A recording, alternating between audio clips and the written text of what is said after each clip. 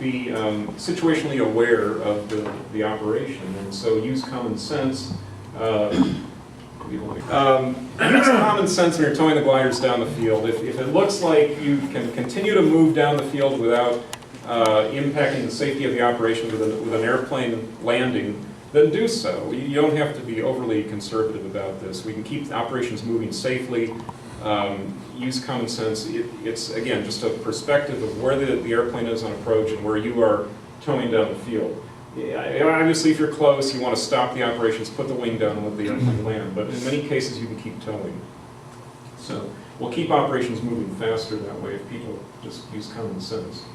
Who cannot tow a glider? We had some, I observed some situations last year with some Boy Scouts who were not only driving the golf cart but also walking the wings with absolutely no training whatsoever on our operations. So first-time visitors with no knowledge of glider operations cannot tow a glider. Okay, club members with experience, anybody in this room, spouses, family members, whatever, who have experience with our operations are certainly capable of doing that. But first-time visitors, never seen a glider before, they should not be behind the wheel of a golf cart. And walking a wing, first-time visitors can do so, but they need supervision and/or coaching. So we'll make sure that keeps us safe. There we go. So stage of the aircraft, be aware of your relative position on the runway. Have your pre-flight performed before you're in a position to launch so you don't hold up operations. Again, I think the biggest thing here is just keeping the operations running smoothly. Peter will blow a gasket, you know, if we slow things down, so we can't let that happen. So please make sure your airplane's pre-flighted. When you go out there to fly, have it already set in your head what you're going to do in your pre-flight checklist. So and make sure for God's sakes, make sure the tow dolly's off. I saw several instances of that not happening last year. Get in the glider, go through the checklist. It should only take a minute or two, and be ready to go. Well, tell Peter that we're going to have a defibrillator soon. That's right. He's going to appreciate that. You all know the operations, the towing down the west side, staging in the middle, and landing on the east side. Okay, the signals that I'm talking about here is for the ground operations. The tow release check, we all know that. And number 9 there, you know, if something's really gone awry, just act like a maniac and wave your hands and get somebody's attention. I think those are the most important ones to realize. And of course, all the other standard signals that you should all be familiar with.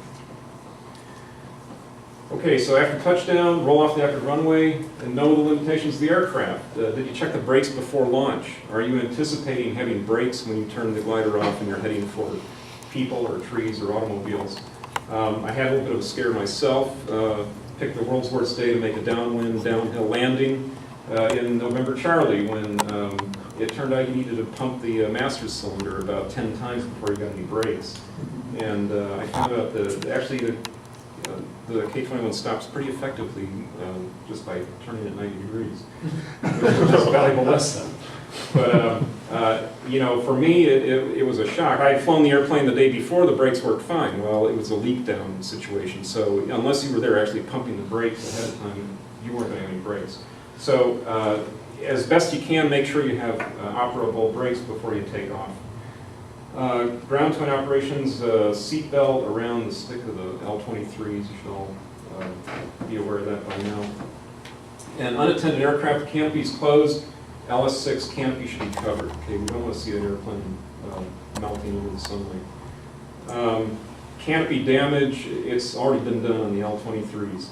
I hate to say it, but still we have to be careful with that. You can't open the canopies by grabbing the acrylic. That's a no-no. Okay, all the canopies can be opened with a metal tab or some other means without touching the canopy itself. The canopy is not meant to be an area to grab onto to open them. And we'll do what we can to save what's left of the L-23 canopies.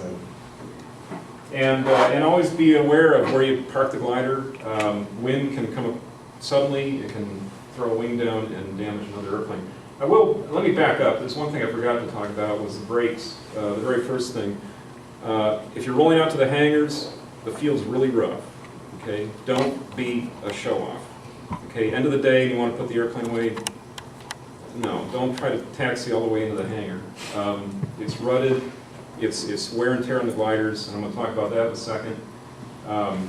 Stop a little bit early and just pull it in. And the other thing is, again, if you don't know if the brakes are operable, then that's definitely not a good idea.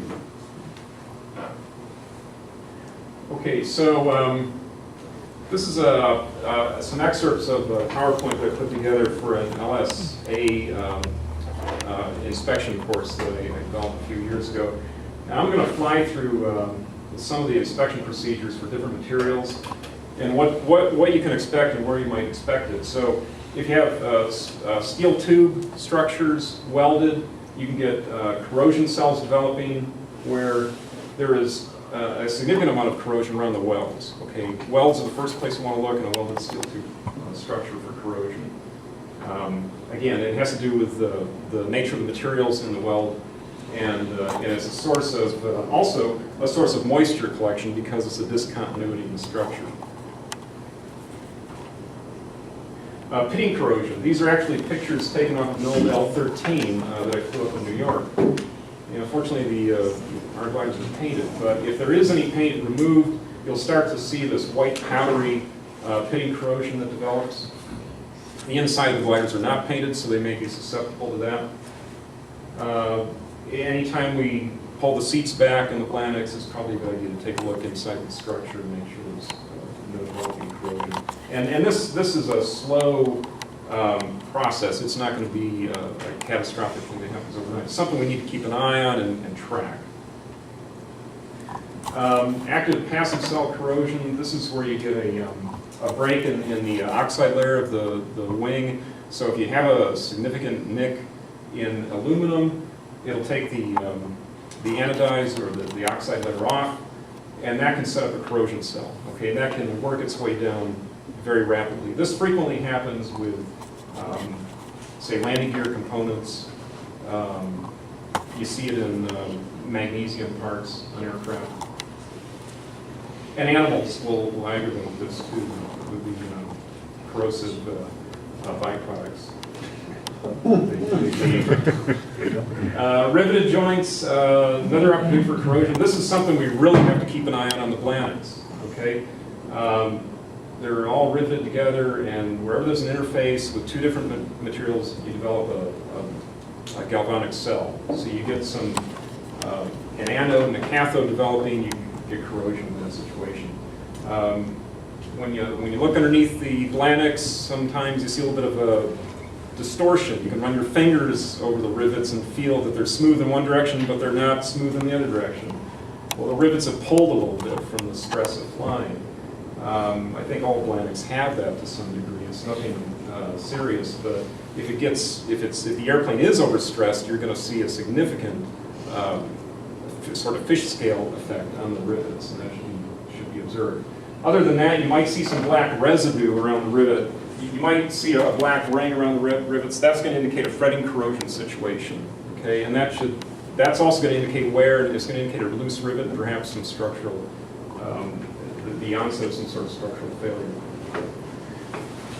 Filiform corrosion. This is where you get like worm-like traces in the aluminum, and again, high-strength alloys. This can show up on landing gear components. Some other forged brackets that go into the wing structure will show up with filiform corrosion. Where are you going to find corrosion? Well, low points where water can get trapped, exhaust trail, battery compartment, the power, and to some degree the gliders, although they shouldn't be leaking, but certainly the tow planes, around landing gear, you see corrosion cramps.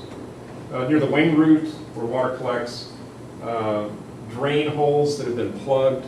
That's a common problem. We should always check any kind of drain hole that's in an airplane should be checked for being plugged.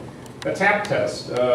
You can use your hand to hit the wing of any of the airplanes. If you hear something loose in there, it could be a bird's nest. It could be something loose in the structure. The other thing you can do with composites is do a tap test. If there's any concern that there's a delamination, you can tap kept the wing, and when you hear a change, kind of a dull thud as opposed to a bright